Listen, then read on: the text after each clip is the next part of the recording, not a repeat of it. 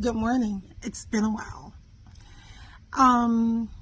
Today is Wednesday because I had Bible study last night. But I wanted to show y'all where I'm at. So beautiful, so quiet,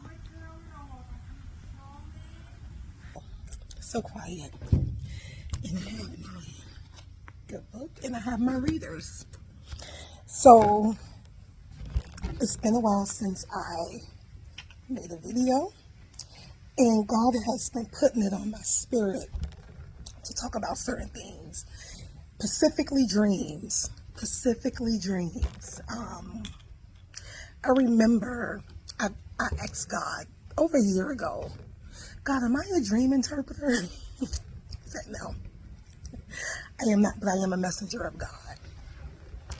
And I used to make these videos, and I was making them as a way of therapy to cope because I was under very heavy spiritual warfare. And I would make the videos and I had no direction. I had no audience. I was just doing the videos and I'll post the videos and didn't care what it looked like. And to a point I still don't, right?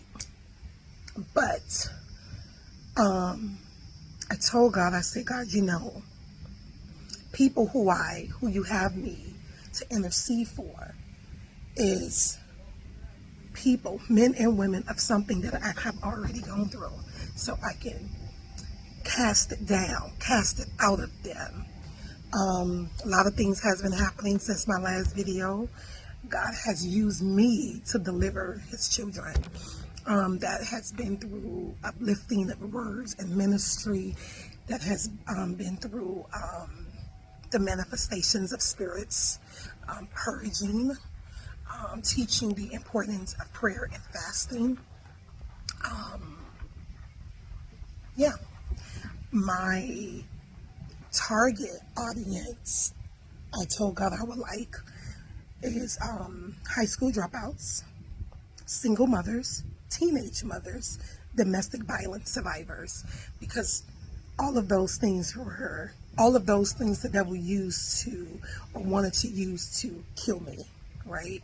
With anxiety, with depression, with schizophrenia, with manic depression, with signs that they would clinically diagnose me with bipolar and all of these things. Well, it was all a setup for the enemy.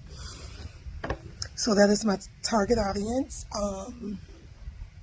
I read my Bible today. I pray and I fast. I am literally trying to make fasting a part of my life, and I want to start doing it once a month.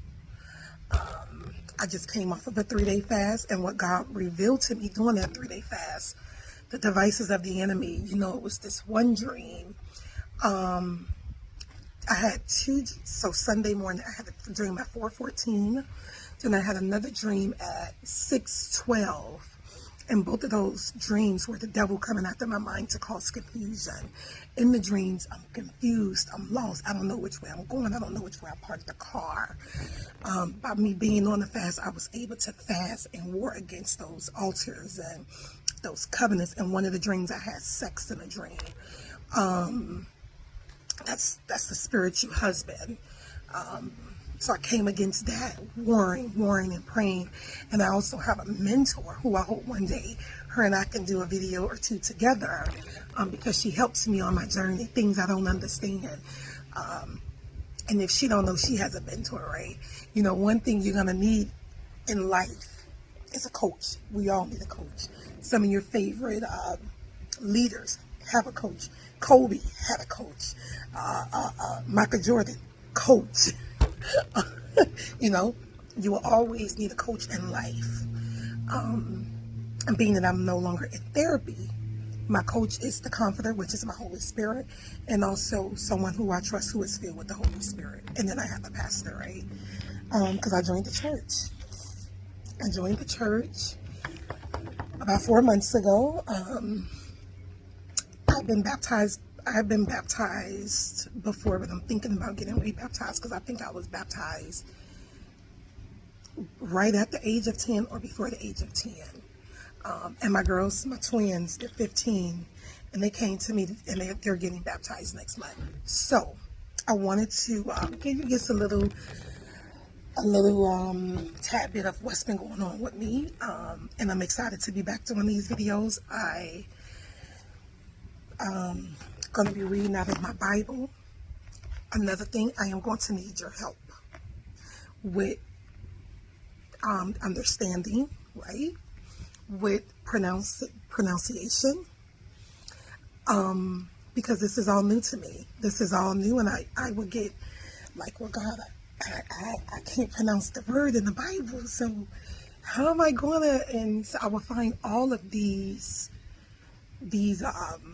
excuses to stop me from doing what God has called me to do, because I don't speak proper or I don't pronounce the word right.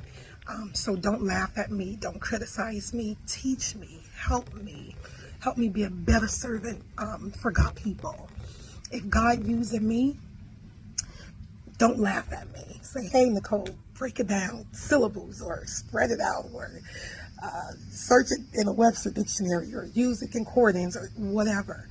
But yeah, that's the audience that I am looking for.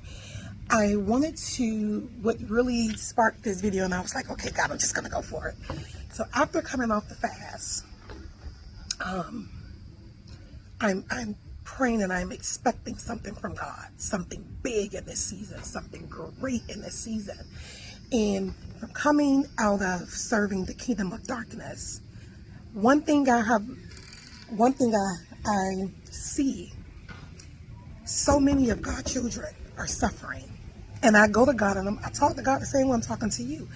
God, why is it that your people is asking and praying and fasting for a light bill?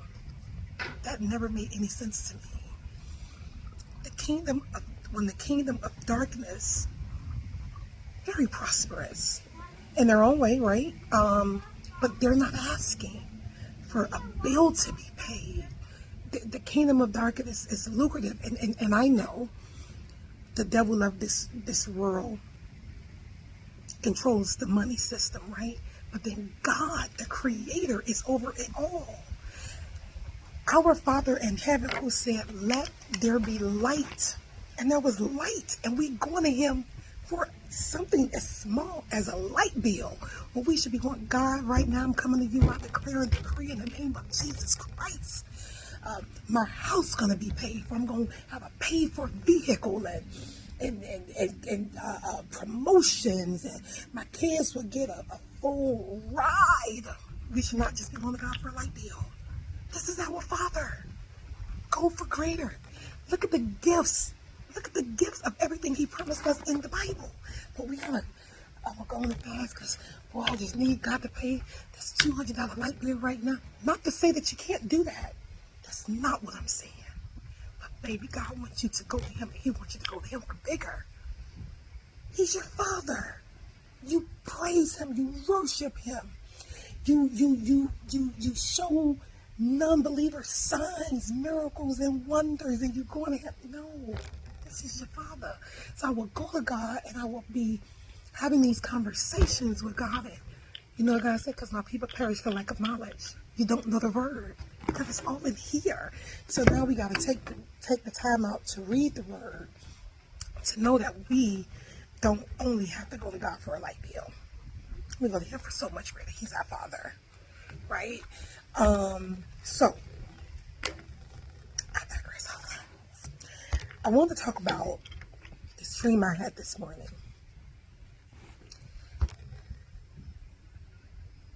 I was in I remember, so on Monday I just came off of a 3-day fast, shutting down some so once I understood life is spiritual. Nothing is what you see. It's spiritual. So I stopped dreaming for like 3 days, and I knew, wait, that's the problem. I've been dreaming since the age of 10. Why am I not dreaming? Right? I'm not going to get distracted by that. I digress. Why Haven't I had a dream in 3 days? That's the problem. The enemy is trying to blind me in the spiritual realm, because if I can't see, I'm walking blind, right? That goes back to my people perish for lack of knowledge, or you can't see because life is spiritual. So now I got blinders on. I'm walking blind. So I go on the fast to shut it down, and God was revealing to me, or God was showing me in the spiritual realm, the devices of the enemy and what the enemy and his human agents were up to with my spirit man. So I'm coming against that. So, like I said, in this season, right now, today, I am waiting on a phone call, and I believe God. There is no doubt in my heart, my soul, my will, that I'm not going to get this phone call that I am waiting for. And it's going to be good news, because I asked God, let there be favor. God, I'm expecting favor in this season, right? So I will have this dream that I'm back in my childhood neighborhood. See, devil. I'm just joking. Everything is the devil. It's the wind. So I will have this dream that I'm back in my childhood neighborhood. And it was still set up exactly how it was when I was a kid. And there was some kids playing outside.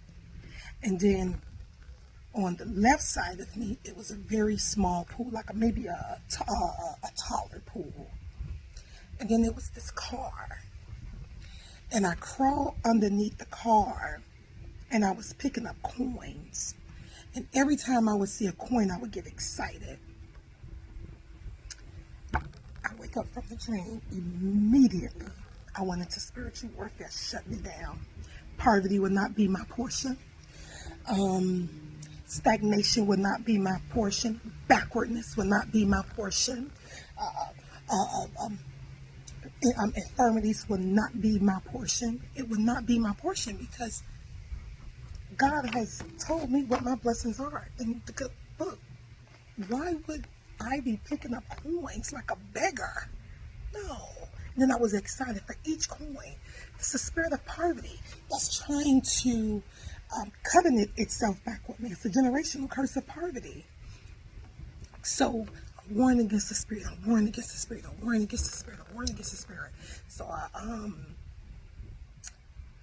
another thing. So somebody who lacked the knowledge of dream interpretation, you would think that there's money coming. Oh, I got a blessing coming my way. Ooh, that blessing gonna be big. I'm gonna go play the lottery because I saw a quarter and 10 cents. So that means I'm gonna play 25-10, right? Right? That's what you believe, because you don't know. You don't know. You're really thinking, especially if you're waiting on, because right now, most of us in survival mode. So you're believing that to be a blessing. It's not a blessing. It's the spirit of poverty. And if you don't wake up, come against that dream, shut it down, rebuke that dream, send that dream back to the abyss. Declare and decree greatness over your life. Declare and decree a great harvest in the season of your life. You better pray and you better worship God like never before. Go on a fast if you have to. Shut the covenant down. Remind God. God, your word says in John 10:10, the enemy comes to kill, steal, and destroy. Father God, the enemy has been found.